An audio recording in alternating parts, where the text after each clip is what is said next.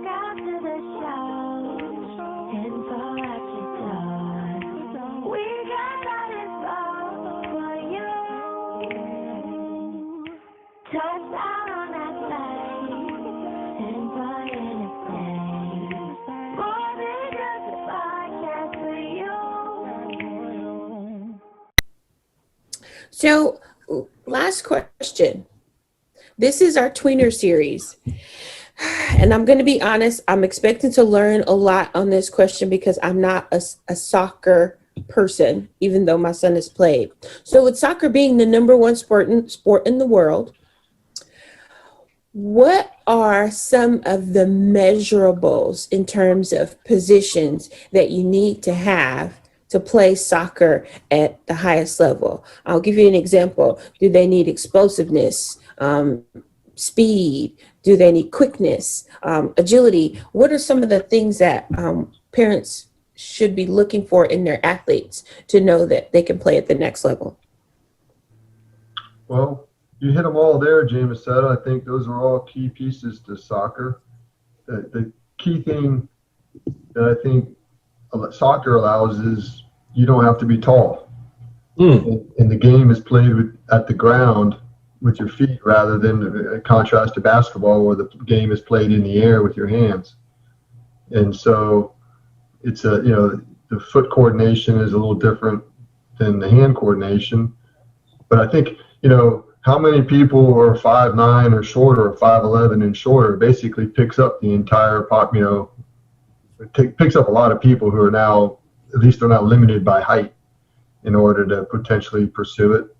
And,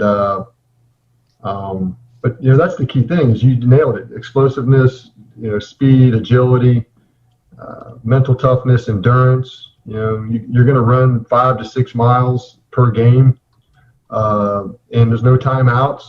So you got to be mentally tough to be able to get through times when you don't feel like running, but there goes the guy again. You got to go chase him down. And so the only area that's a little different is the keeper. The keepers are the tall guys, the tall, long guys or gals. So the keepers average around 6'2", 6'3" at the international level. And I think the average professional soccer player is 5'11". And the best ones in the world, the Pelés and the Messis and the Maldonados, or is that say right? Anyhow, those guys are shorties. I mean, they're 5'7". And so it's I don't know. I think it's an interesting question. The one area I wish my basketball players would play some more soccer because you learn angles and you learn spatial awareness. You learn anticipation. It's like hockey. I guess hockey would be similar, right? You don't go where the puck is, you go where the puck is going. And I think that's what soccer teaches you too. You don't chase the ball, you go where the ball is going. And that's, from a basketball standpoint, it's a good skill versus, chasing the ball around. Oh, you educated me that I didn't realize, I was looking at Messi. Messi is one of my son's people that he loves. Him and Cristiano Ronaldo, which I butchered his name. Sorry. But Messi makes $92 million. And I had no idea that he was 5'7". In his pictures, he looks much taller. Because everybody else is short too. Like Tom Cruise.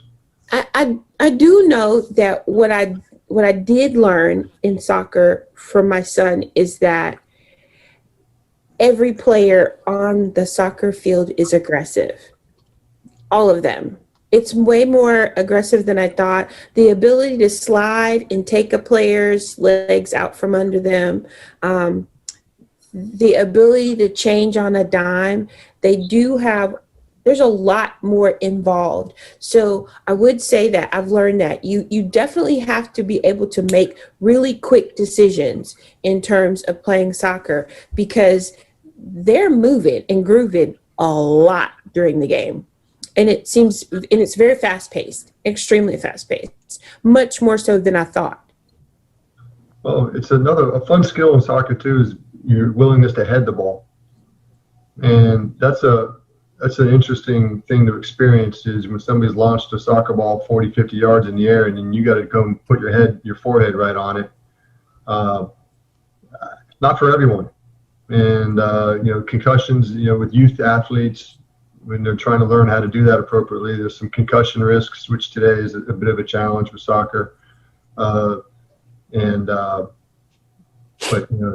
there's that side of it too, is, there's it can be a physical sport, like you're saying, and it's aggressiveness. And, the physicality of putting your head on the ball is another thing that I always love it, though, at the international level, where, they have that magic spray when they get hurt, and they run out there with the magic spray and they spray their sore leg, and then they suddenly recover.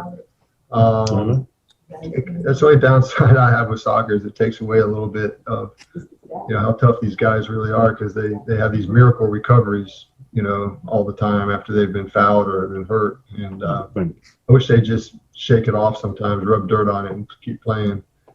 But it doesn't seem to be rewarded. Hey, that's a common soccer saying around here, rub some dirt on it. That particular sport, you definitely got to have some good stamina and endurance. I will say that.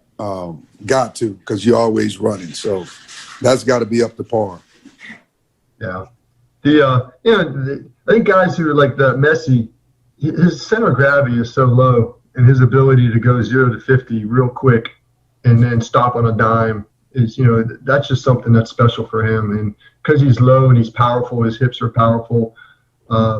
It's just that little thing you don't really see, because he's not like he's, Arnold Schwarzenegger on the upper body or anything. Most of those guys really aren't. Even Ronaldo's a bigger guy. I think he's like 6'2", 6'3", and so you can be either one if you got the athleticism, I guess, and you got the ability to do your job. I don't know. Angela, you on your way to the stadium? She's off. It probably is. So I'm going to take us home. Last question of the day. We're going to go out on a little bit of controversy. So last night, y'all know my favorite is Nick Saban. He coached. He was definitely on the sidelines during the Alabama-Georgia game. In light of his COVID scare, was it the right thing for him to do, to be on the sideline? He didn't look sick to me. I don't think the man never had it. I agree. I think it was just one for the president.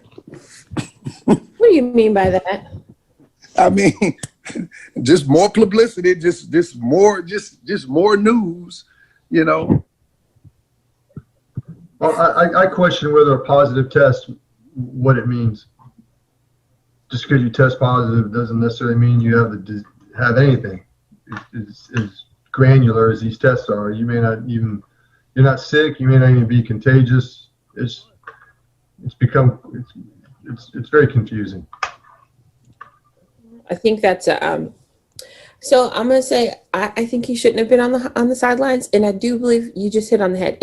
There's so many conflicting feelings.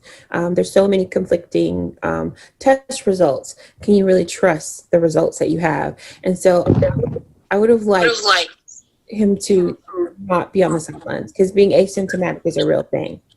I would have liked them to have been more cautious, because it's ironic that Nick Saban isn't, but the AD who he was around is positive. And so just with the spike in cases, like, Dan Mullen yesterday released that he's not going to be home. He's self-isolating because the COVID testing, more people in the Florida program have COVID this week. It seems to be growing. And so I would have liked for Nick to at least stay off the sidelines for a solid week before coming back. Yeah. Well, I think that's not going to happen. Too much money. Testing positive still, I'm not sure. There's a lot of different ways to interpret these positive tests, but it's not necessarily a case. And I don't know. I think James said, I have a little different opinion of it, just because I think we've had enough time to realize that the hospitals are fine. No one's getting. It's just we got to move on, and whether these Nick Saban was the right guy to press ahead. You got all those people sitting in the stadium. You got coaches with masks on, taking masks off, putting them. I mean, it's just what the heck is going on?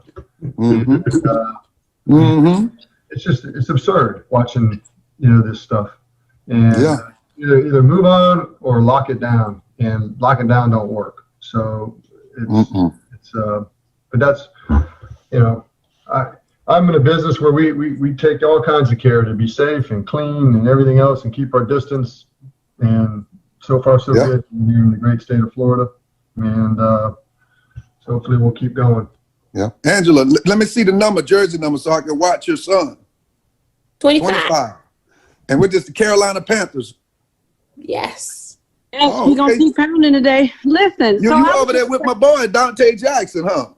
Yes, sir. Yes, sir. All right. You know what? But I'm thankful for him because it seems like he go down every week, honey. My son be taking 90% of the snaps. But listen, as far as COVID, again, I was moving, y'all, and y'all know I'm trying to get to this game, but I don't think that's why they shouldn't be playing. The thing about it is, they're not going to make any rules. They're not going to implement anything. So we can be mad all we want, but that's the uncertainty is what we've all been concerned about. And so when you have, a play, and then the thing about it was with Nick Saban, Dan Mullen got it just yesterday, and then they canceled the Florida game. So, because I was wanting them to cancel the Alabama game, but I was like, why aren't they canceling the game? If he got COVID, he can coach. Dan Mullen gets it before the game even goes off yesterday, like during the day, and they say they're canceling the Florida game for next week. What's so different about Alabama? It's just like Kevin Van Dyke was saying earlier. Each situation, it just being handled is so different, and it's a mess. It's like they don't know what's going. I mean, it's crazy. Different decisions are being made. It's like it's crazy. Dan Mullen will never go down the line again. He said fill the stadium. Suddenly, 19 cases of COVID, and he got one himself. And so his days of so would you say, Kevin, though, that it's about the players getting it? That's why they canceled it? Is that what you're saying? I don't know. I'm not. I mean, the athletes. Show me one. I'm not educated enough, but I think I don't think anybody is. A professional athlete, unless there's some big Bubba nose guard, has zero risk of anything with this thing. But it doesn't change anything because we're operating in this sense of concern and fear or whatever. But the Florida LSU game was canceled. I want to say Wednesday or Tuesday night because they had 19 players tested positive. So they weren't gonna play that game no way. No. And then now we got 2 weeks in a row. Missouri's off next week too. I think it's very interesting who decides to cancel and who doesn't decide to cancel. Because I just think they handle it differently. Just depends on the situation. I think that's how they handling it. Kevin said it's a mess. It's a mess. It's a hot mess. So I'm going to end on that note. So I want to say thank you guys for joining us. As you've noticed, our favorite, Angela Pride's son, Troy Pride Jr. plays for the Carolina Panthers, number 25. So take some time to watch him. But I want to thank you guys for listening to us. This has been another edition of the Tim for YouTube show, and we'll see you next week. Thank you. All right. Thank you. Peace.